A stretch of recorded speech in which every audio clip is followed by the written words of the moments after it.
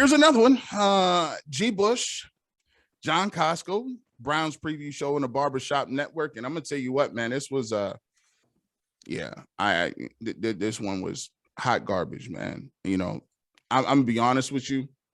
For me, it let a lot of emotion out of me because at that point, after we lost the way we lost 45-7, like it was embarrassing for me to be like, yo, I called the Browns preview show or the pregame show, or like it made me go back to when you say 99, it made me flash back to 99 because everything that happened in that game, I just want to bury and act like it never happened. What was your initial thoughts as you was going through it and watching the tape and different things like that?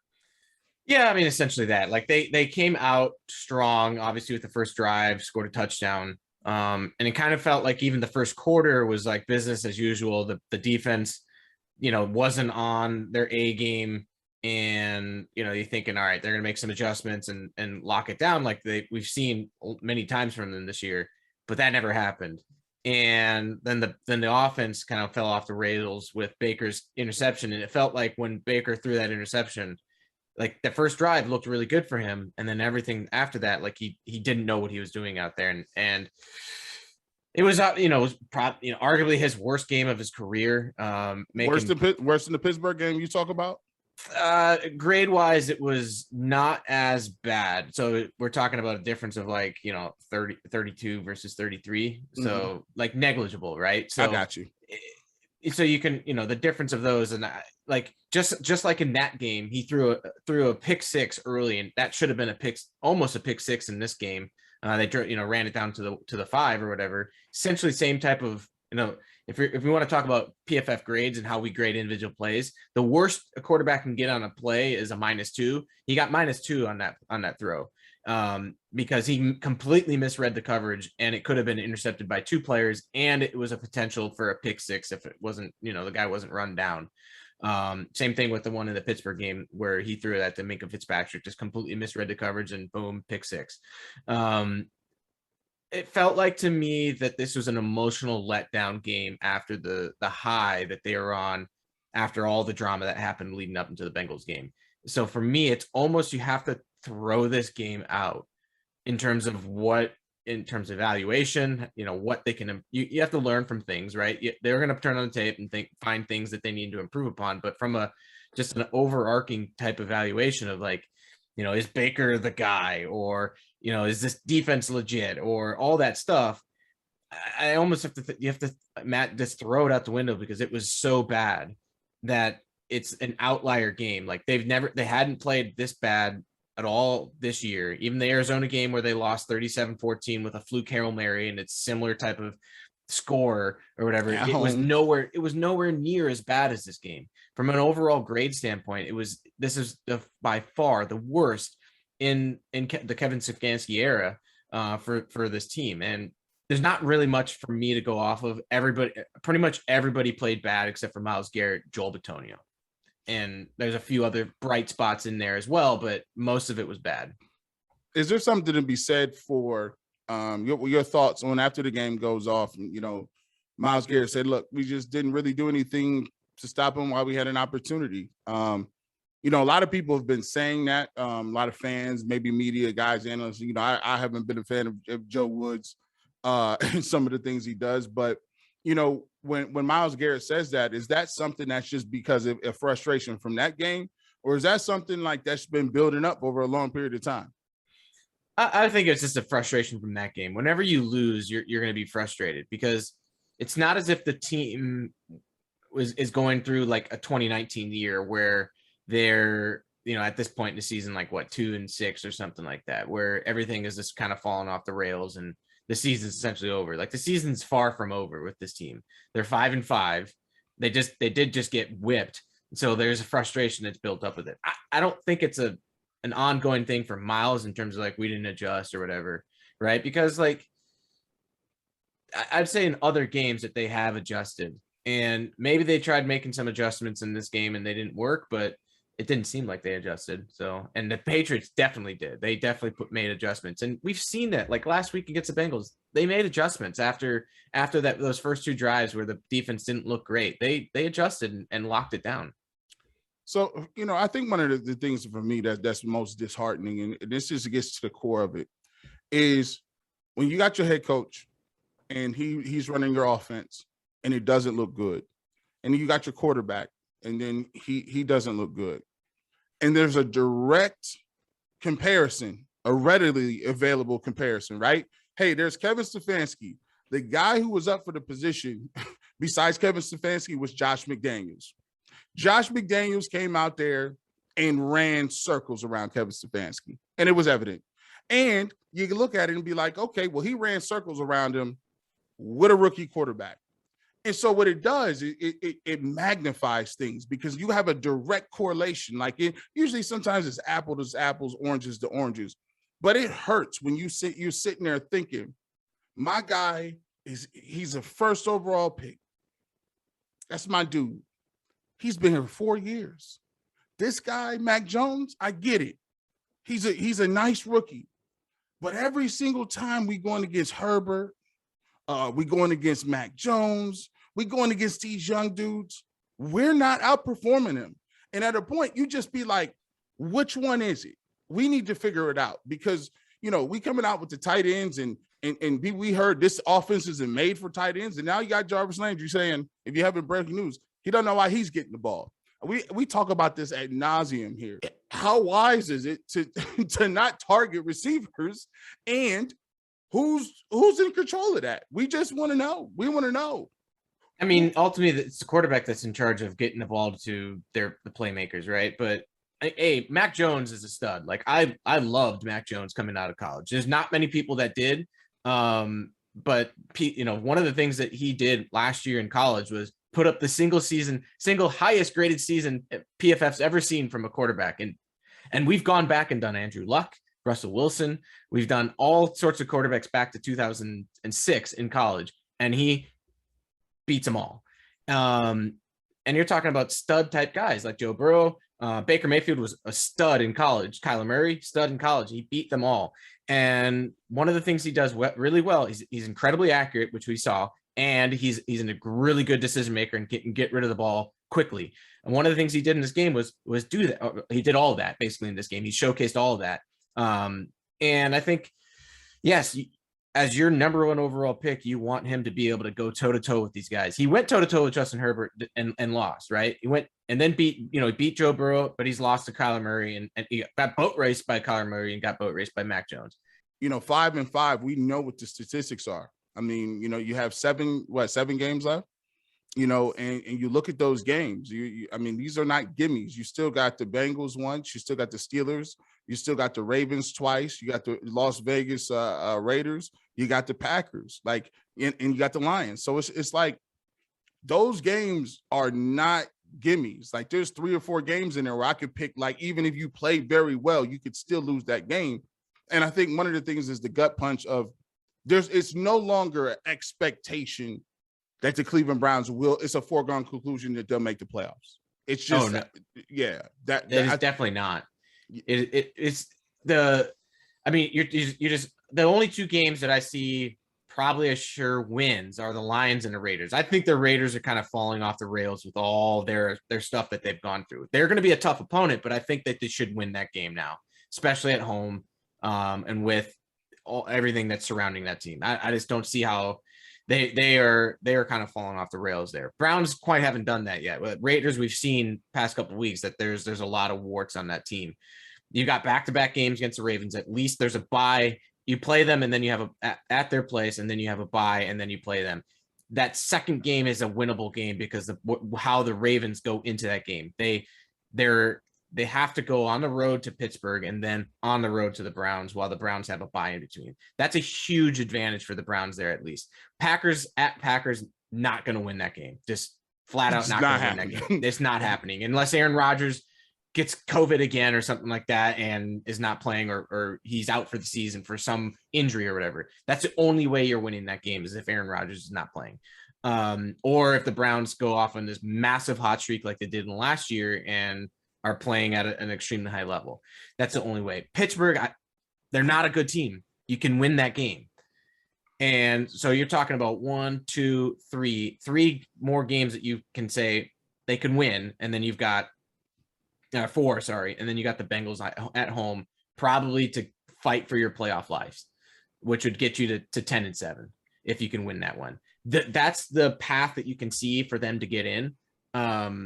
Though it's not easy, like, because you can easily lose to the Ravens twice, and you can easily lose to the Raiders because they are talented, and you can easily lose to the Steelers because they are the Steelers. And it's at Pittsburgh. And it's at Pittsburgh, right? Because they didn't take care of business when they were here. But the thing is, in the first 9 weeks of the season, I was expecting a 6-3 team going into that, not a 5-4 team. Yeah. And it makes a big difference in it. And not even 6-3, but potentially 7-2. Like, it makes a huge difference in terms of now you're 5-5 team and you're fighting. Basically, every game is a must-win game.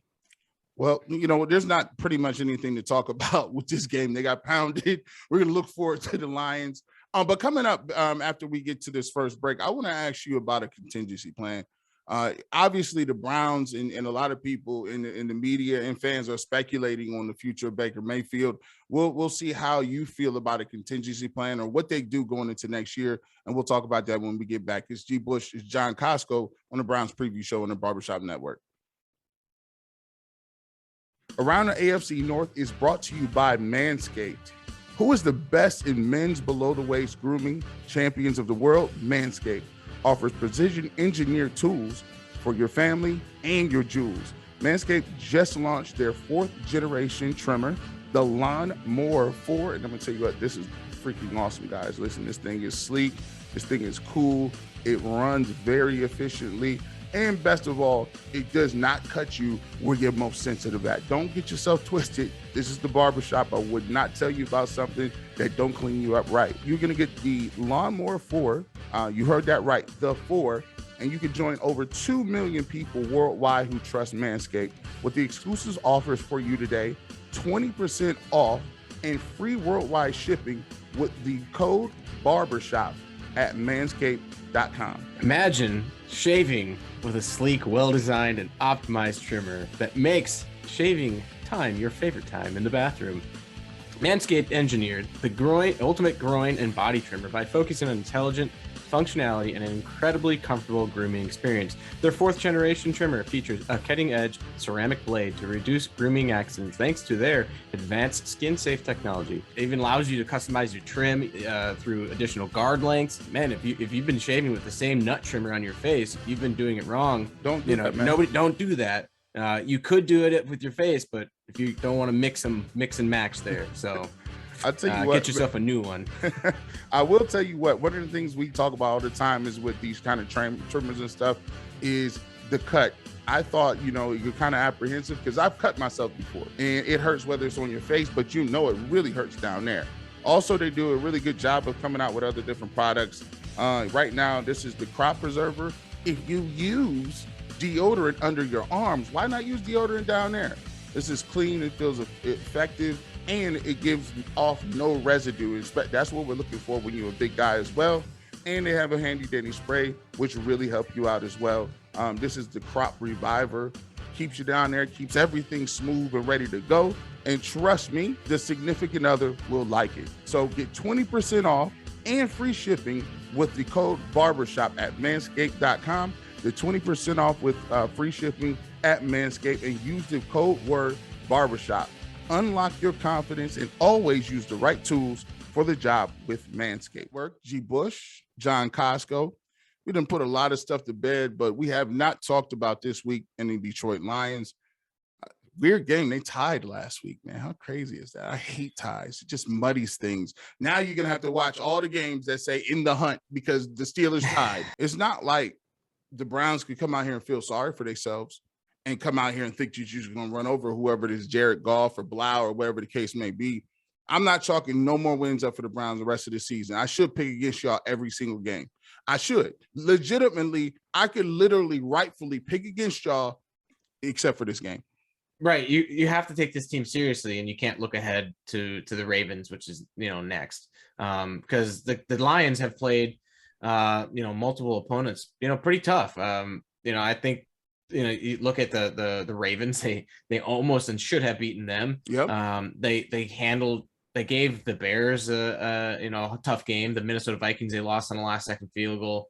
And they just tied the Pittsburgh Steelers. So we can see that they can play teams tough. They're going to come ready to go and be tough.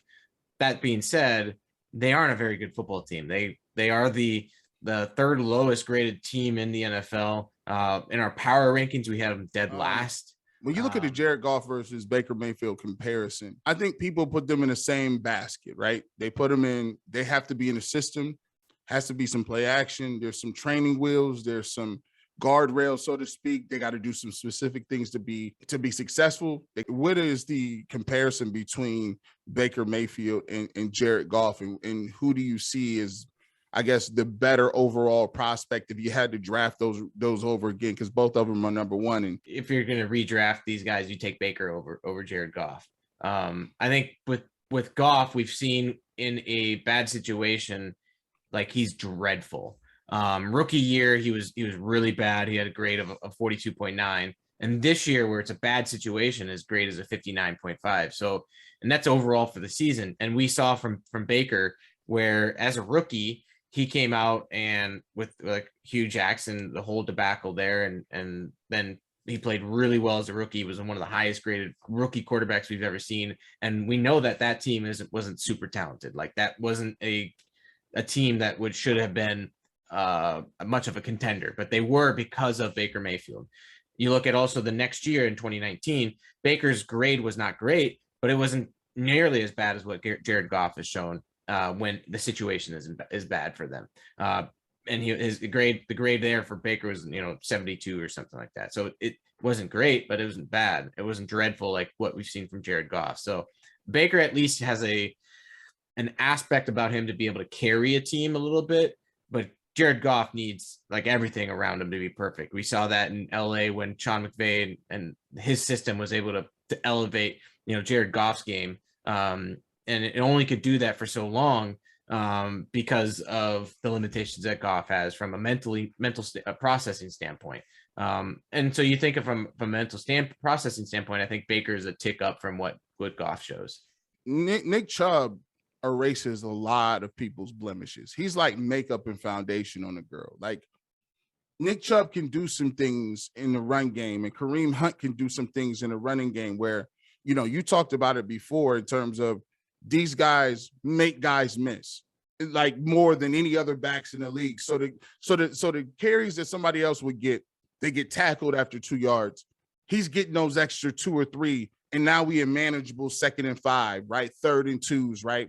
Because you can almost count on the fact that Nick Chubb or Kareem Hunt can just do that. I think Baker Mayfield really, really, and it's one of the reasons I think they signed him to a long-term extension, because their thought process was, I need a guy like that to make sure it gets easier in the passing game. Yeah. If you need those running backs to be better in the passing game, then how good are you as a quarterback, really? It shouldn't matter your running game shouldn't matter all that much in terms of how good you are as a quarterback. Like the running game helps a quarterback, no doubt about that, where you talk about when you need it in 3rd and short or 3rd and goal or whatever, like goal to go situations where you're like, hey man, we need to be able to run the ball, or like you're salting away a game and you need to be able to run the ball. But like you can't rest your laurels on the running game in the NFL in today's game, because we've seen it with the Browns, right? They keep getting banged up because they keep relying on this running game. So do they miss Nick Chubb and Kareem Hunt? Absolutely. Like those guys are stud players, and they can, they are mismatches for defenses, and they can run over people. They can, bust out big long runs. Whenever you have that type of a running back, it brings comfort to that quarterback of being able to, operate better. But it's at the same time, like a quarterback shouldn't have to rely on that. So what you saying? Kosko's PFF grades are brought to you by BetUS.com. Bet with the 3-decade leader, BetUSA.com. Join now for 125% bonus or 200% bonus with crypto. Use the promo code BARBERSHOP and bet sports, casinos, horses, pop culture, and more at BetUS.com. You bet, you win, you get paid. BetUS. BetUS has been serving clients for 25 plus years and prides itself on being known as America's favorite sportsbook. With action on every sport across the world, we can pretty much guarantee that we've got your game.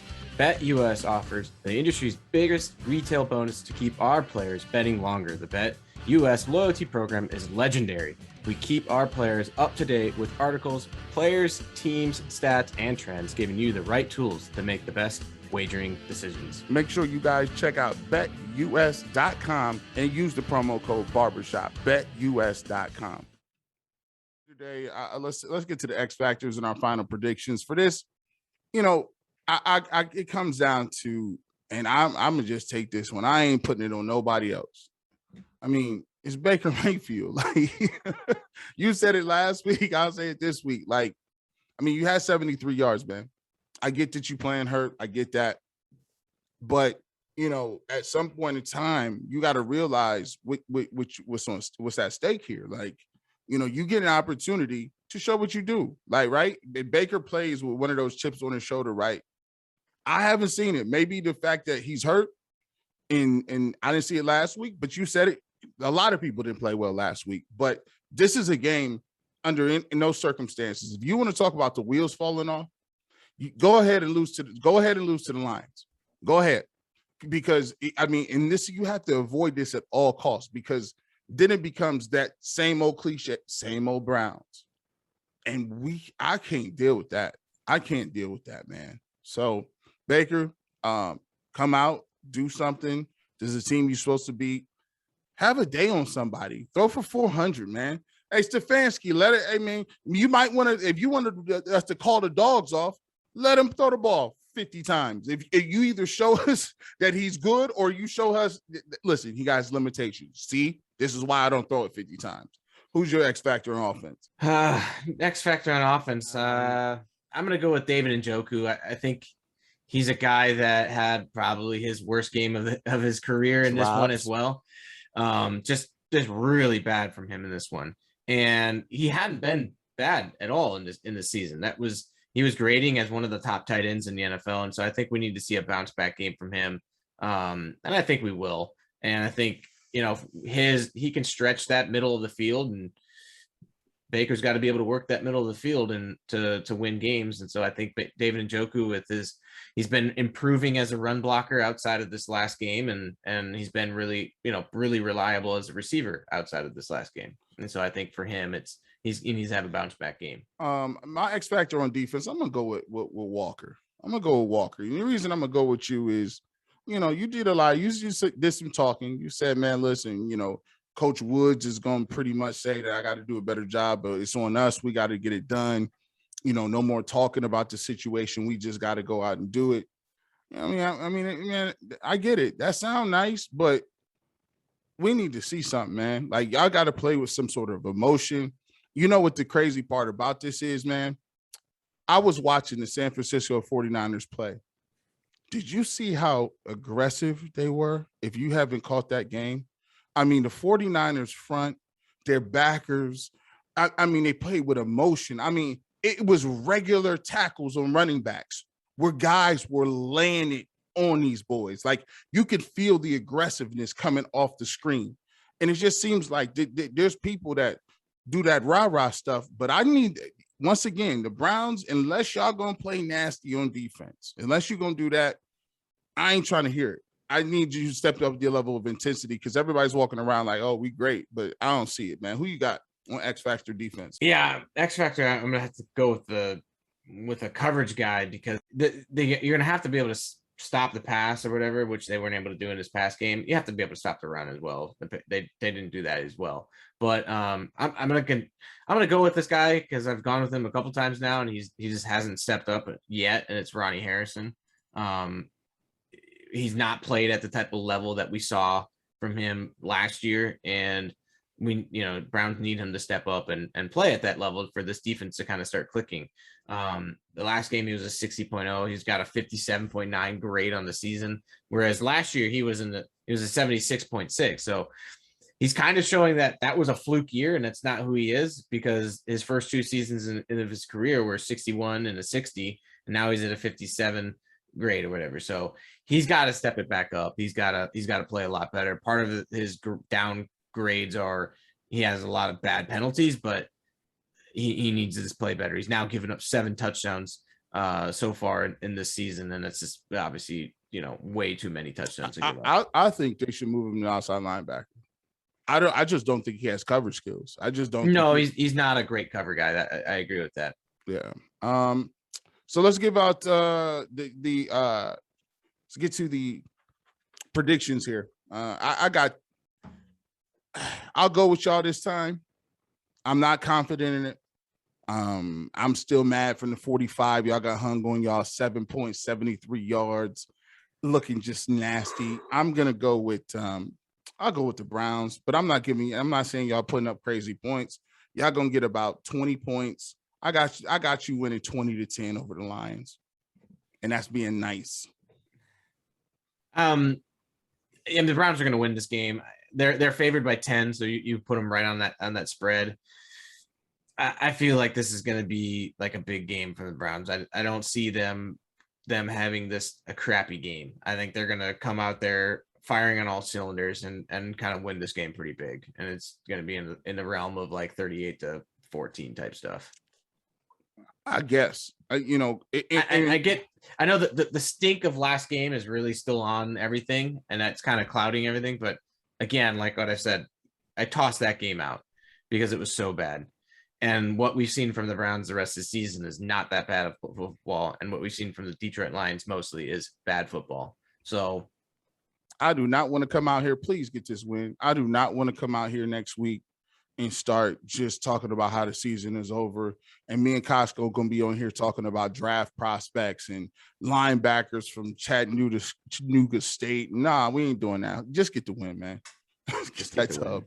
All right, so this is another episode of the Browns preview show on the Barbershop Network. Make sure you guys hit that like button. Make sure you subscribe to the channel, and make sure you continue to support the best content on YouTube. It's your boy G.Bush. Peace.